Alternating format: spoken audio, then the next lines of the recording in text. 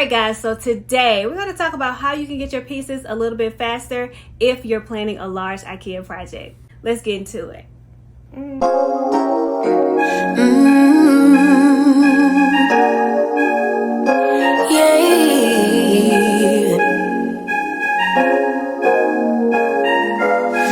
Your eyes tell me that you don't want to leave. Hey guys, welcome back to my channel. My name is Chris J. For all those who are new here, actually cancel that, we're all new here. So hey, how you doing? You guys absolutely love that closet video. I am still taken back. It's doing numbers. I'm so excited.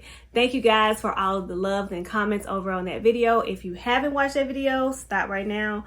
Go check it out. You won't regret it. We all know supply chain shortages, although they've gotten better, they're nowhere near over. So hopefully this video can help you kind of source those pieces a little bit faster and get your projects done a lot quicker. I want to give you 5 tips. It might be a little bit more. I don't know. Might lose count during this, but just keep up. We're gonna get through this together. Just focus on the meat and potatoes, and hopefully this helps you. You can get what you need. These are things that I've learned throughout my journey with doing my Pax closet. For the purpose of this video, I'm going to specifically talk about the Pax unit. However, all of this information I'm going to give you is relevant to any large project that you're going to take on. I guess large or small, any large or small project that you're about to take on. All right, so let's hop into it. Number 1, set up an IKEA account and download the IKEA app. I really feel like it's important for you to download the app specifically because the app can kind of give you all the information you need at a glance. It's easier to see, it's easier to keep track of. For me, that was very helpful. Via the app, you're able to see things like if an item is out of stock, for example, you're able to see it when that item is projected to come back in stock, as well as if for an in-stock item, it allowed me to see the inventory or availability of that item at my local store. All right, number 2, this one is critical. Set up in-stock alerts. It's impossible it can become literally a full-time job to stock all of these pieces. And who got time for that? Ain't nobody got time for that. So I wouldn't get complacent with doing this. You still have to do your due diligence and source the pieces and be a little bit more proactive throughout this process, but it does help tremendously in taking some of the pressure off and allowing you to get your pieces in a timely manner. So there are a few ways you can set up in-stock alerts. Now, I recently just learned that on the IKEA app, they no longer allow you to set up in-stock alerts for via email or text message, SMS. It only allows you to do push notifications to your phone, and unfortunately you have to be logged into the app to receive those push notifications for out-of-stock items. Now, if you go on the website, they do still allow you to set up in-stock alerts for via SMS or email. Preferably, I prefer SMS. However, I will say this, the SMS from my personal experience in the past has not been in real time. So I would caution you on that and not heavily rely on those alerts to come to your phone, because there have been instances where had I waited until I received that alert and then made my trip to the store, I would have completely missed out. Don't put all your eggs in one basket with those alerts. They're helpful, but I wouldn't rely heavily on those because you're gonna miss out every time.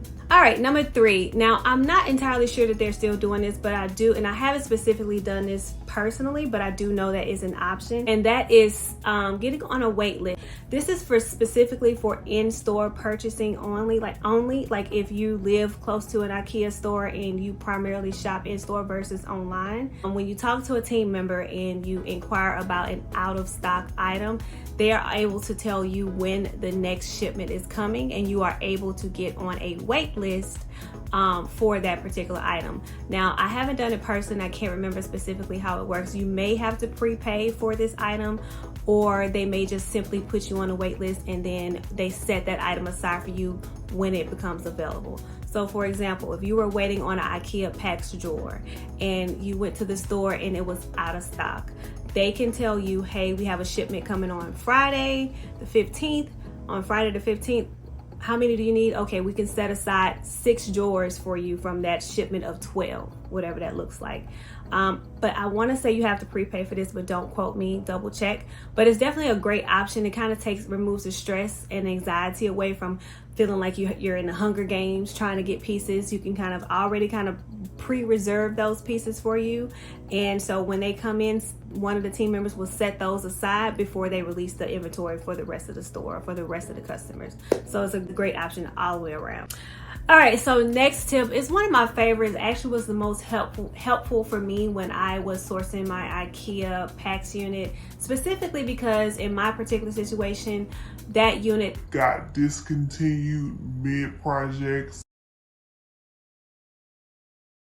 So it was all hands on deck. It was go time. I had to do what I had to do to get the pieces that I need because I was literally running out of time. So number 4, reach out to IKEA customer service. This for me was a game changer. It saved me a lot of time, and they have the system and capabilities to kind of look at things at a glance for you.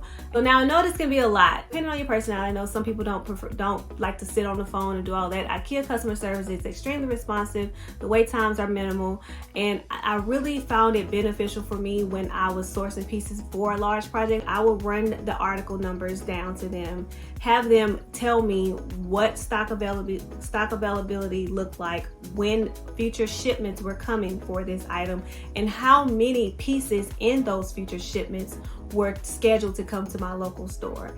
This was extremely beneficial. It allowed me to be more proactive in this process, which, let's be honest, you can't be passive if you're doing a large project with IKEA, especially with today and COVID and the supply chain issues. You gotta want it, and you gotta do what you gotta do to get it done. You can't just be passive about it or you're never gonna get it. I'm sorry, not sorry. Facts. All right, number 5, hire a TaskRabbit for out-of-state deliveries. Now I used this, it didn't quite work out for me, and I'll tell you why. This was a game changer. Customer service actually gave me this idea, and I thought that it was phenomenal for someone who is in a pinch or in a bind and you've been trying to get these pieces for a very long time. This is another alternative. This prevents you having to get on a plane or take a road trip to get to those stores. So I would suggest doing a piece for 50 pounds or less. The lighter the better. This will ensure that the item does not arrive to you damaged, because these items are being shipped via FedEx or UPS, and we all know the heavy items, the likelihood of it arriving not damaged is extremely low. Okay, this is how you're gonna do it. So download the TaskRabbit app. Once you do that, you're gonna go in there and select errands, run errands. So let's just say you notice that Las Vegas store has 5, and I'm going to use again drawers for this example. Let's say you notice that the Las Vegas store has 5 drawers. You need 3 of those 5 drawers. You can hire a TaskRabbit to do this for you, to ship these items to you, and here's how. After you select run errands, depending on the size of the item, and I would suggest to do this do something smaller, not as heavy. Depending on the size of the item, you may require that tasker to have a truck. You are able to filter by whether they have a car or truck. Also, depending on what your needs require, I would choose a tasker, male or female. For me, I chose a male because I knew the item that I was shipping was very heavy, and they may be required to carry it by themselves at some point. So there's a few ways you can go about doing this. However, this can get a little tricky, so I'm going to explain why. You can do the click and collect option, and you can have that person pick up you can prepay online, have that person pick up that item from the store and take it to the nearest FedEx location. So, however, caveat, I think you have to know their name in advance. So that may require you to hire them for a little bit more time than you originally planned, just to kind of pre-plan everything. You hire your TaskRabbit, then I will go online and do click and collect. If you have the name of your tasker, you can add them as a alternate pickup person, and they're able to just go pull up, load their car, and drive straight to the FedEx office. Now, if for any reason you're unable to do that, this will require them to pay for the item up front for you. Pick up the item, pay for it, and you will have to reimburse them.